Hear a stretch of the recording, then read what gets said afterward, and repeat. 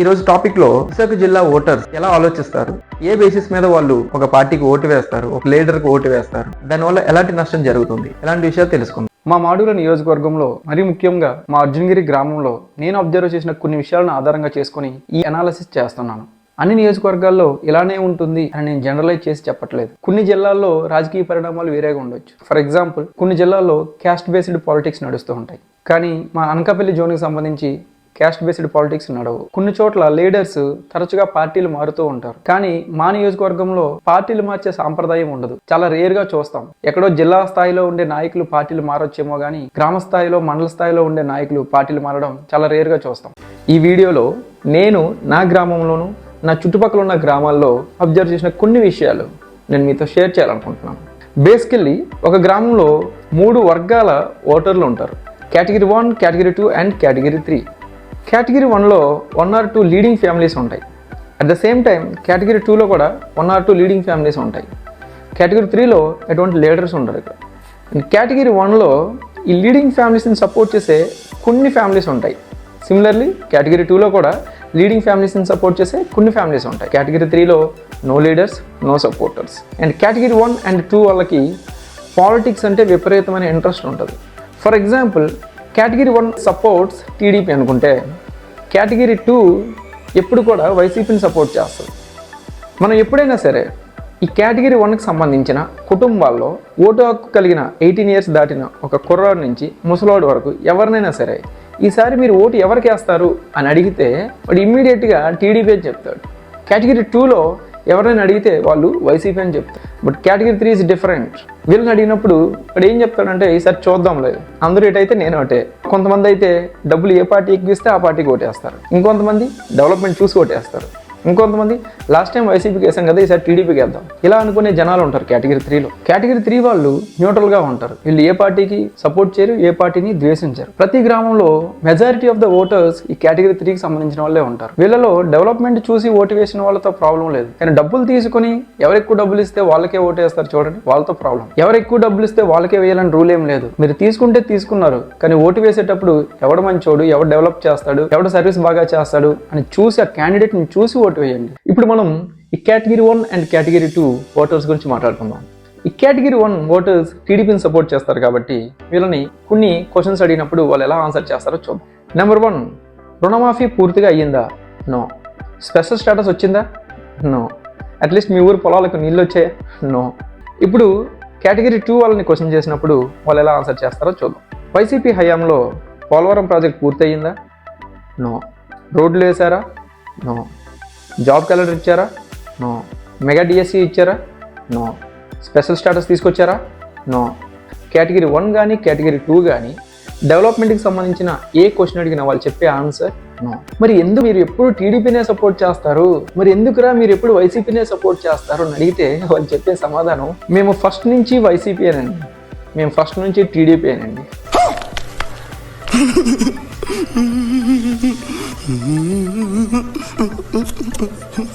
First నుంచి YCP ఏంటి, first నుంచి టీడీపీ అంటే వేరే మీ ఇంటి పేర్లా వేమైనా జీవితాంతం ఉండడానికి? అదొక పార్టీ.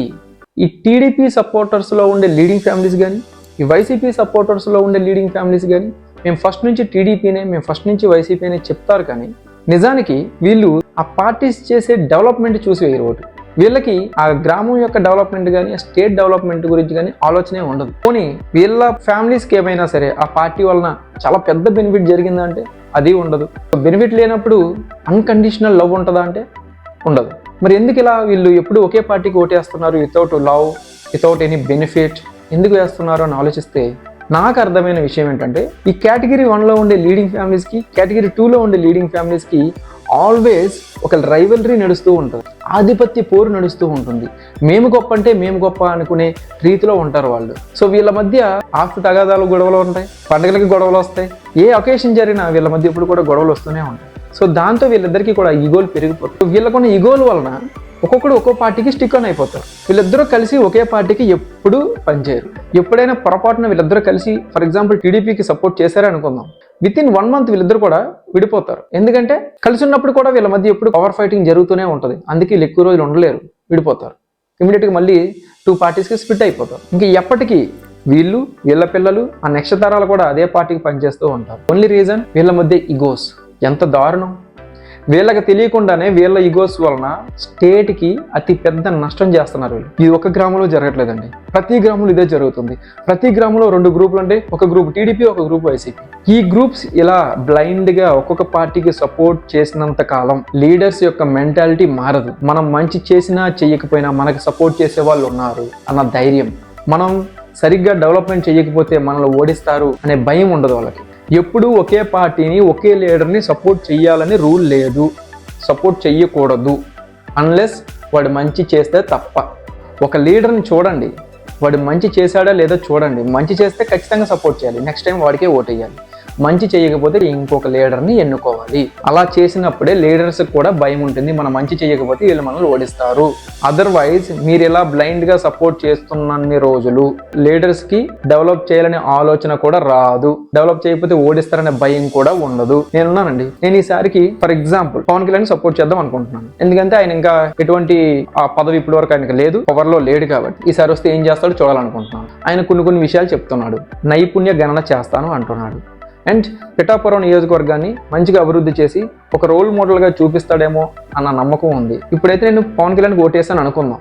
ఈ 5 years నేను చూడాలి. ఈ 5 years చూసిన తర్వాత ఎస్, పవన్ కళ్యాణ్ చెప్పినట్టుగా డెవలప్మెంట్ చేశాడు, పిఠాపురాన్ని రోల్ మోడల్ సిటీగా మార్చాడు, నైపుణ్య గణన చేశాడు, కొంతమందికి వాళ్ళకి ఎక్కడెక్కడైతే ఇంట్రెస్ట్ ఉందో ఆ ఇంట్రెస్ట్ ఉన్న ఏరియాస్లో వాళ్ళకి ట్రైనింగ్ ఇప్పించాడు అనుకుందాం. ఆఫ్టర్ 5 years నెక్స్ట్ ఎలక్షన్స్లో నేను ఖచ్చితంగా మళ్ళీ పవన్ కళ్యాణ్కే ఓటేస్తాను. ఎందుకంటే మంచి చేశాడు కాబట్టి. ఫర్ ఎగ్జాంపుల్ చెప్పింది ఏది చేయలేదు, మళ్ళీ సినిమాలు తీసుకున్నాడు, ఇక్కడ ఏం జరగలేదు, ఇప్పుడు వరకు చెప్పిందంతా బిల్డప్పే అని నాకు అనిపించింది అనుకోండి. ఆఫ్టర్ 5 years నేను ఎందుకు ఓటేయాలండి ఆయనకి? దేనికి ఓటేయాలి? నేను ఓటేయాల్సిన అవసరం లేదు, నేనైతే ఓటు వేయను. ఒక లీడర్ చెప్పినట్టుగా ఆయన డెవలప్మెంట్ చేయకపోయినా, ఆయన ఇచ్చిన ప్రామిసెస్ నిలబెట్టుకోకపోయినా నేను ఖచ్చితంగా ఆ లీడర్కి ఓటు వేయను మళ్ళీ ఎప్పుడు కూడా. మేబీ నెక్స్ట్ టైం నేను జేడీ లక్ష్మీనారాయణ గారికి సపోర్ట్ చేసుకుంటాను. సో ఒక ఓటర్ యొక్క థింకింగ్ అలాగే ఉండాలండి. అలా ఉంటేనే లీడర్స్కి భయం ఉంటుంది. ఎస్, మనం వర్క్ చేయకపోయినా, మనం డెవలప్మెంట్ చేయకపోయినా, ఇచ్చిన మాట మీద నిలబడకపోయినా వీళ్ళు మనల్ని ఓడిస్తారు, ఖచ్చితంగా పవర్లోంచి తీసేస్తారు అనే భయం వాళ్ళకి వస్తుంది.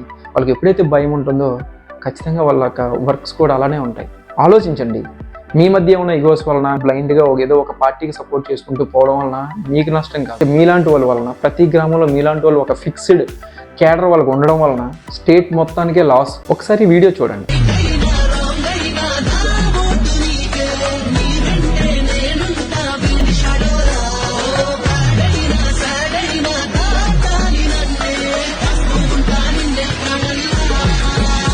రైట్ అయినా రాంగ్ అయినా సపోర్ట్ చేస్తానంటే రైట్ అయితేనే సపోర్ట్ చేయాలి, రాంగ్ అయితే సపోర్ట్ చేయకూడదు, ఓటు వేయకూడదు. దయచేసి అర్థం చేసుకోండి. మీ మధ్య ఉన్న ఈగోల వలన, మీరు ఒక పార్టీస్కి కొమ్ము కాయడం వలన క్రిమినల్స్ కూడా లీడర్స్గా మారిపోతున్నారు ఈ రోజుల్లో.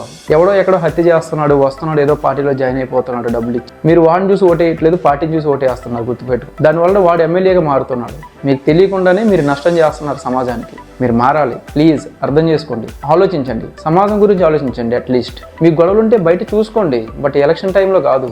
డాక్టర్ బిఆర్ అంబేద్కర్ గారు ఒక మాట చెప్పారు, in politics the hero worship is a path to degradation and eventual dictatorship. Meaning పాలిటిక్స్లో ఒక లీడర్ మంచి చేసినా చెడు చేసినా మనకు సంబంధం లేదు, మనం ఆయన దేవుడిలా భావిస్తే కనుక అది ఒక నీచమైన నియంతృత్వ పాలనకు దారితీస్తుంది. దయచేసి పాలిటిక్స్లో పొలిటికల్ లీడర్స్కి ఫ్యానిజం, హీరో వర్షిప్ చూపించకండి. మీరు ఫ్యానిజం చూపించినంత వరకు, వాడు మంచి చేసినా చెడు చేసినా మీరు ఓట్లు వేస్తూ సపోర్ట్ చేస్తూ ఉన్నంత వరకు వాడికి భయం ఉండదు. దయచేసి అర్థం చేసుకోండి. Thanks for watching.